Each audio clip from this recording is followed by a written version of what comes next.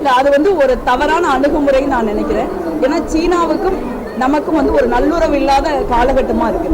தொடர்ச்சியாக வந்து சீனா நம்மளுடைய நிலப்பகுதியை ஆக்கிரமிச்சு நம்மளுடைய இந்திய நிலப்பகுதிக்குள்ள அவங்களுடைய ரெட் ஆர்மி தங்கி இருக்கிறத நம்ம பார்க்குறோம். பல்வேறு இடங்கள்ல நீங்க ஜம்மு அண்ட் காஷ்மீர், லடாக், அருணாச்சல பிரதேச இந்த மாதிரி பார்டர் ஏரியாவுக்கு போனீங்கன்னா சீனா வந்து முன்னெல்லாம் நம்மளுடைய ராணுவம் காவல் காத்த இடங்கள்ல நம்மளால இன்னைக்கு காவல் காக்க முடியும். அந்த அளவுக்கு வந்து வெளிப்படையாகவே நம்மளை ஆக்கிரமிக்கிற ஒரு சூழல் இருக்கு. அந்த நாடாளுமன்றத்தில் இது குறித்து ஒரு பெரிய பிரச்சனை எழுப்பது. நரேந்திர மோடி அவர்கள் பிரதமர் வந்து சீனான்னு சொல்றது கூட பயப்படுறாரு. இந்த வரைக்கும் அவர் வாயத்தரன்னு சொன்னதே இல்லை. அந்த மாதிரி ஒரு சூழல் இருக்கு. சமீபமா நடந்த ஆபரேஷன் சிந்தூர்ல நீங்க வந்து ஒரு இந்தியாவுடைய ஒரு அப்பாவி மக்களை வந்து பாகிஸ்தானுடைய ஆதரவற்ற தீவிரவாதிகள் பாகிஸ்தான் மண்ணில இருந்து படுகொலை செய்யறாங்க.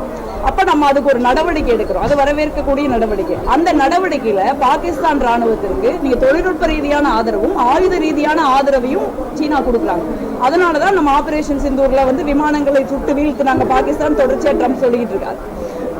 இந்த மாதிரியான ஒரு சூழல்ல எந்த ஒரு தன்மானமும் தைரியம் மிக்க பிரதமர் அந்த மண்ணை மிதிப்பாரா? ஆனா நரேந்திர மோடி போயிருக்காரு. ஏன்னா அந்த அளவுக்கு வந்து இது வந்து ஒரு பிரதமருடைய தனிப்பட்ட முடிவுன்னு நம்ம பார்க்க முடியாது.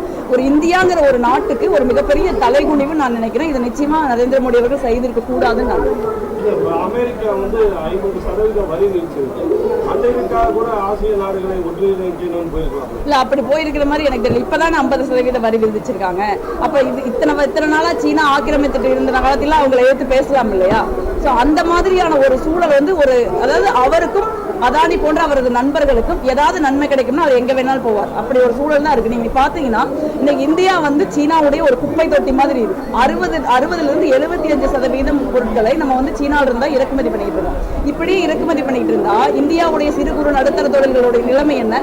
அதுல வேலை செய்யறவங்களுக்கான நிலைமை என்ன? இன்னைக்கு எவ்வளவுதான் பேசினாலும் இன்னைக்கு விவசாயத்திற்கு அடுத்தபடியாக சிறு குறு நடுத்தர தொழில்கள் தான் நிறைய பேருக்கு வேலை கொடுக்குறாங்க.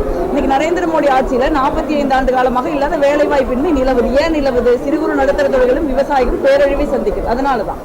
அப்ப இந்த மாதிரியான ஒரு டிப்ளமேட்டிக்கான ஒரு சூழல்ல நீங்க உங்களுடைய நாட்டுடைய தன்மானம் தான் முக்கியம். நீங்க வந்து நம்மளுடைய நாட்டினுடைய இறையாண்மைக்கு ஒரு பெரிய ஆபத்தை அவங்க ஏற்படுத்துறாங்க. இப்ப ட்ரம்புடைய ஆபத்துங்கிறது ஒரு பொருளாதார ரீதியான ஒரு முட்டாள்தனமான ஒரு முடிவு. அது வந்து அமெரிக்காவையும் தான் பாதிக்கும் நான் நினைக்கிறேன்.